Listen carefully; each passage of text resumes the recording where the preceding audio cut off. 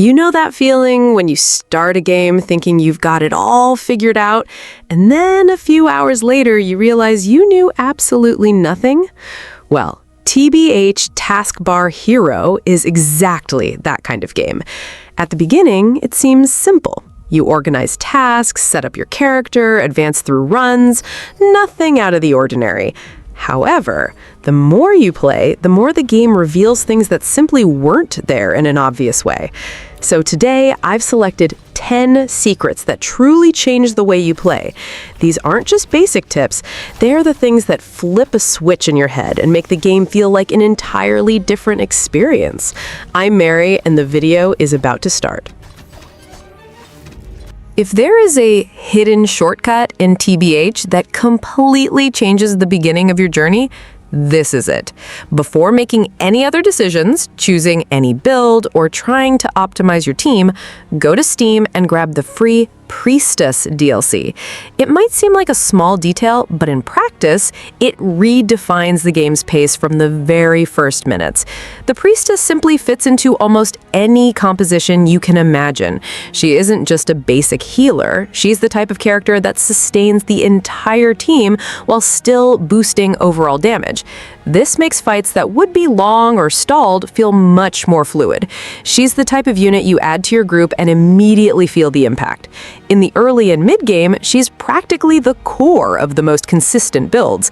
While other characters still depend on upgrades or more specific synergies, the Priestess delivers immediate value. This gives you a massive advantage, especially if you're testing formations or trying to advance faster without grinding so much. Seriously, it is no exaggeration to say this is mandatory if you want to play efficiently. And best of all, it's free. There's no reason to ignore it. Before doing anything else in the game, get this DLC and then start building your team. Because with her, everything just works better. If you want to play while already understanding what actually works, this combination is practically the starting point of the current meta. Priestess with Scout isn't just strong. It's the type of synergy that makes it look like the game was designed around it. When you put the two together, everything starts to flow much more efficiently. The Priestess plays her role perfectly, she keeps the team alive and pushes the overall damage output up. The detail, however, is who receives this buff. The Scout, with skills like Rapid Shot, turns this damage increase into absurd wave clearing. It's not just more damage, it's more speed, more progress, and less time stuck on the same stages. The result is an extremely consistent composition. Ranger, Priest, and a third flexible slot to adapt to what you need. It could be more damage, more crowd control, or even specific support, but the base is already solved, and that is what makes this combination so dominant, because you don't depend on complex setups for it to function well. In practice, when you use this duo, the game just moves. The waves disappear quickly, the team hardly feels any pressure, and progress becomes much smoother. It is one of those synergies that once you test it, it's hard to go back to playing without. This is the type of detail many people ignore at the beginning, but it makes an absurd difference in your team's performance. You know that little red dot on the hero portraits? That isn't just some random alert. It is basically the game warning you that you are leaving power on the table. Unassigned skill points mean, in practice, less damage and less survivability. In an idle game where everything revolves around efficiency, this weighs much more than it seems.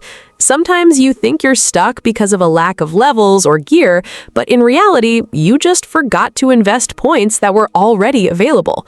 The impact is immediate once you start paying attention to this. Characters become stronger, skills scale better, and the team starts holding out longer without collapsing. It is that kind of simple adjustment that suddenly makes you advance through several stages that previously seemed too difficult. So create this habit early on. Saw a red dot, deal with it immediately. Don't let them accumulate. It might seem like micromanagement, but it is exactly this type of care that separates slow progress from a truly efficient run within the game. At the beginning, distributing attributes evenly works fine, but as you enter higher difficulties, especially Brutal Plus, this simply stops working. The game begins to require real specialization. When you try to make a character good at everything, they end up not being truly efficient at anything. A DPS that isn't fully focused on damage and attack speed loses impact, takes longer to clear waves, and delays all progress. The same goes for a tank. If they aren't fully invested in defense and survivability, they don't fulfill their role when it matters most. Now, when you decide to specialize, the game changes. A focused DPS becomes a machine for clearing enemies, making the most of team buffs and synergies. A dedicated tank withstands much more pressure and stabilizes the team in chaotic situations. Each character starts to fulfill their function with much more efficiency. So from the mid to late game, think less about balance and more about role identity. Define each hero's role and take it to the extreme. It might seem risky at first, but in practice, it is exactly what allows you to advance in higher difficulties without getting stuck. Many people think a pet only works when it is active in the formation, but that is not how the game works. Even in the bank, the passive effects still apply. In other words, leaving a pet sitting there without equipping it is basically wasting free bonuses. And worse, bonuses that impact the entire team. Things like damage increases, survivability, or any other passive buff are being applied globally, regardless of who is on the field at that moment. When you start equipping all available pets, even those not part of your main formation, the gain is cumulative and quite noticeable. Your team gets stronger without you needing to change builds, swap characters, or spend extra resources. It is literally hidden power that the game doesn't make very obvious. So create this habit as soon as possible. Got a new pet? Equip it. It doesn't matter if it will enter your rotation or not. In an idle game where every percentage counts, taking advantage of these passives is the type of detail that accelerates your progress without extra effort. Those white, common items that seem totally disposable, there is a huge urge to sell or use them all right at the beginning.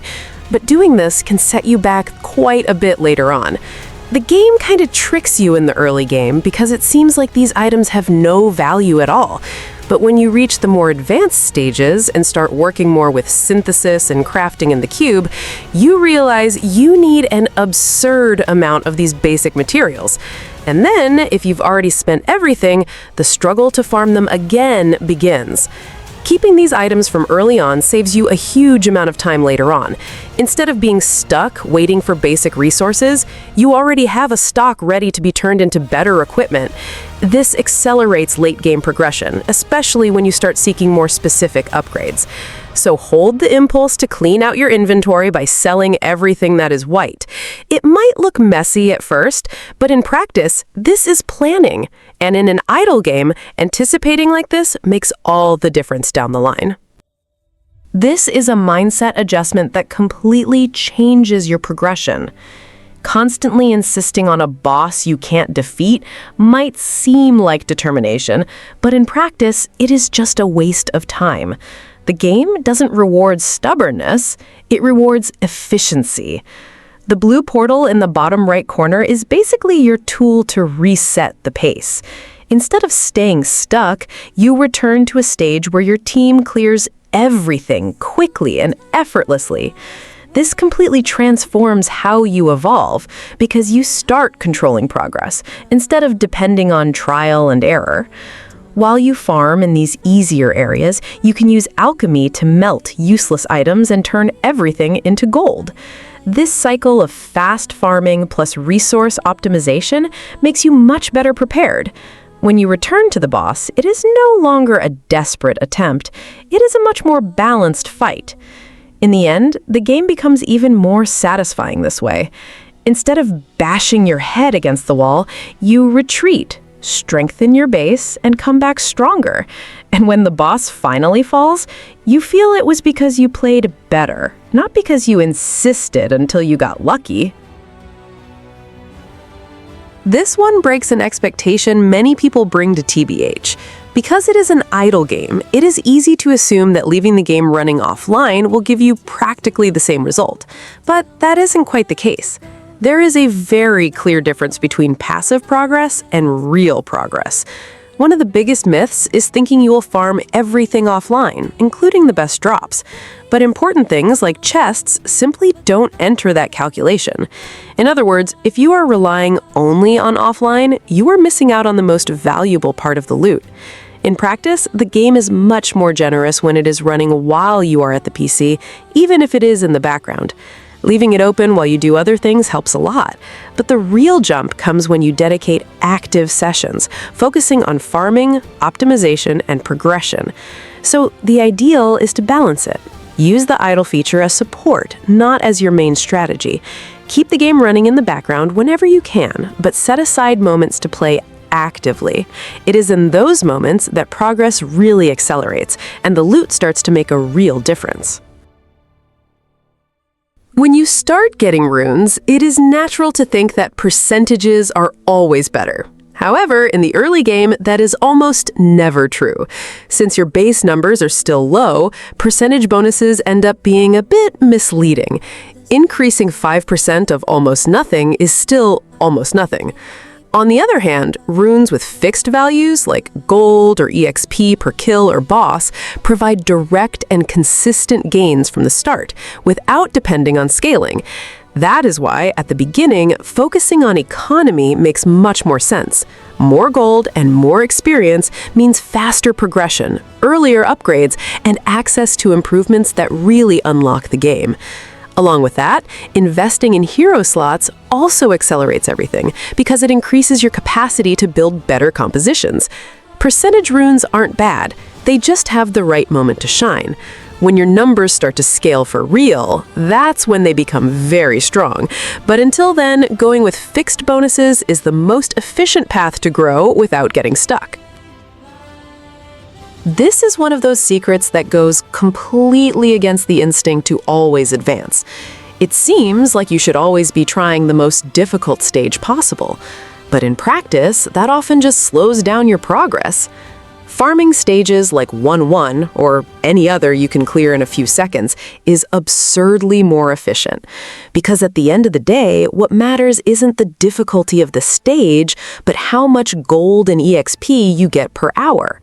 And fast stages win by a landslide in this aspect. When you get stuck on more difficult stages, each run takes longer, your team suffers more, and the return doesn't pay off. In easy stages, however, you enter a constant rhythm of quick clears, accumulating resources without interruption. It is that type of grind that seems simple but pays off much more. Once you start using this method, the game changes completely. You evolve faster, improve your team more frequently, and when you decide to return to harder stages, you are much better prepared. It is less about forcing progress and more about optimizing the path to it.